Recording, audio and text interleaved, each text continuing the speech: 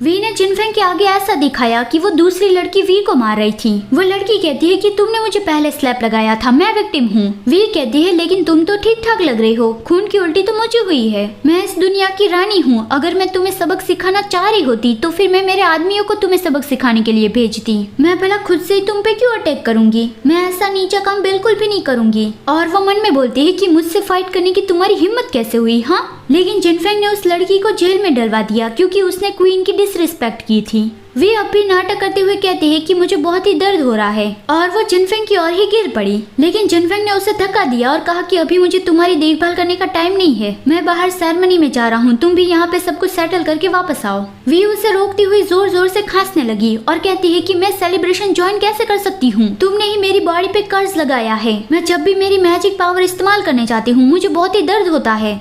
जिनफेंग कहता है कि तुम चाहती क्या हो। वी कहती है मुझे उठाकर हमारे बेडरूम में ले चलो, क्या तुम मुझे ऐसे यहाँ पे मरते देखना चाहते हो। जिनफेंग ने उसे उठा लिया और कहा कि तुम सच में एक बहुत बड़ी मुसीबत हो और वो उसे उठाकर उसके रूम में ले आया। वी उसे कहती है कि तुम मेरी बॉडी में से उस कर्ज को रिमूव कर दो, मैं प्रॉमिस करती हूँ कि मैं भाग नहीं जाऊंगी, मैं हमेशा तुम्हारी क्वीन बन के रहूंगी। जिनफेंग कहता है अगर तुम आगे भी अच्छे से बिहेव करोगी तो मैं उस बारे में सोचूंगा। जब मेड वी की मेडिसिन लेके आई तब वी ने जिनफेंग से कहा कि तुम मुझे खिलाओ। जिनफेंग ने तुरंत ही मना कर दिया कि बिल्कुल भी नहीं। वी कहती है कि बाहर ऐसी रूमर्स फैल रही है कि हमारे बीच में प्यार नहीं है और ऐसी रूमर्स की वजह से ही आज उस लड़की ने मुझ पे अटैक किया था। अभी तुमने मेरी देखभाल करने से मना कर दिया तो फिर और ज्यादा रूमर्स फैलेगी और उस वजह से रॉयल फैमिली अनस्टेबल हो जाएगी। तो फिर जिनफेंग अपने हाथों से उसे दवाई पिलाने के लिए मान गया। जिनफेंग अपने हाथों से उसे दवाई पिलाएगा, इस बात से वी बहुत ही खुश थी, लेकिन वो दवाई उसे बहुत ही कड़वी लगी तो उसने मना कर दिया कि मैं इसे नहीं पीने वाली।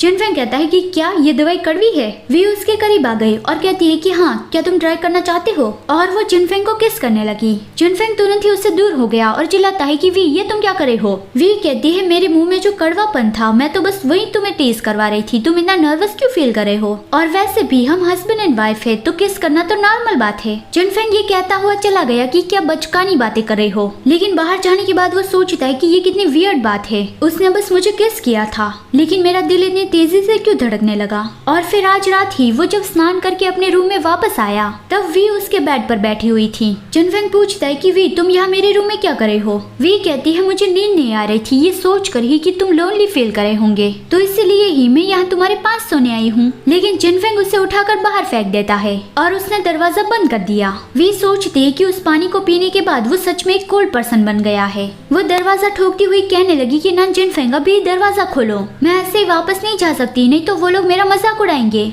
जब तक तुम दरवाजा नहीं खोलोगे तब तक मैं दरवाजा ठोकती रहूंगी। और वो बाकी का मन में बोलती है कि मैं तुम्हें शांति से नहीं सोने दूंगी।